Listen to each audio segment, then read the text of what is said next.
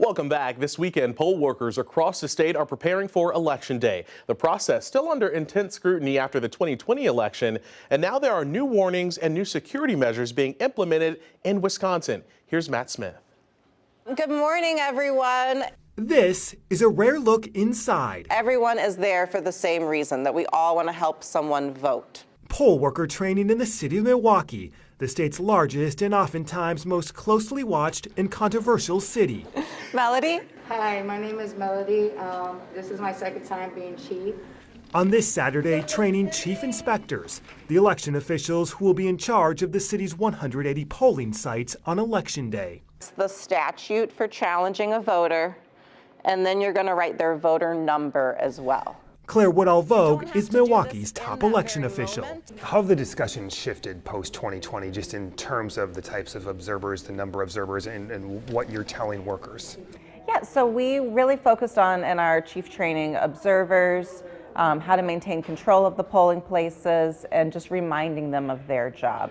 And since 2020, I actually remember before 2020, we heard reports that there could be armed militias outside of polling places. So we did actually talk about this in 2020, but it's just become routine, honestly, is making sure that they are not only feeling well trained on complicated election laws, but that they also feel prepared to ensure their own safety on Election Day and the safety of voters as well. And much of that is just making sure that if there are any disruptions, they're addressed immediately. If they need to call law enforcement, they have the ability to do so. This past week in Waukesha, this year we're asking Republicans to vote early. Senator Ron Johnson urged supporters to vote early and then volunteer as observers on Election Day. We're going to have eyes on the process, and I think that's the most important thing. That's why I'm saying, I'd like to see a lot of Democrat observers out there, a lot of Democrat poll workers, as well as Republicans. The parties are also deploying partisans as election workers. In Milwaukee, Woodall-Vogue says of the 500 or so nominated by Democrats and Republicans, about 25% of those have been trained and committed to working Election Day. But I think it's been a little disappointing when I've had conversations with some of the political parties that maybe someone said yes to get them off the phone, but then they aren't responding to the Election Commission when we're contacting them. So you'd like more to show up to be workers? Honestly, I'd love more to show up. We can never have enough workers. And we've had partisan workers at Central Count now for 3 elections, and those elections have never gone smoother.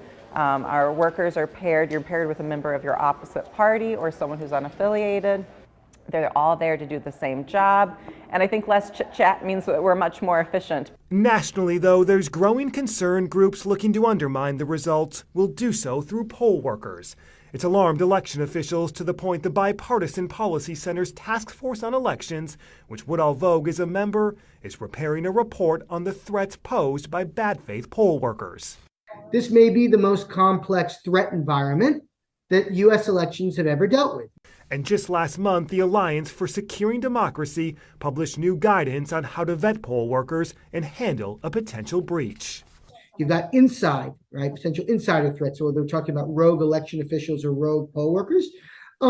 But there's still a lot of reason to believe that these midterm elections are going to be conducted in a legitimate way. And so there are checks and balances, and that if there is someone trying to thwart the process, we're going to catch it and we're going to refer it to law enforcement. There was an instance in Michigan where one of my counterparts caught someone trying to insert and remove a flash drive into an electronic voting machine on Election Day. And again, it was caught.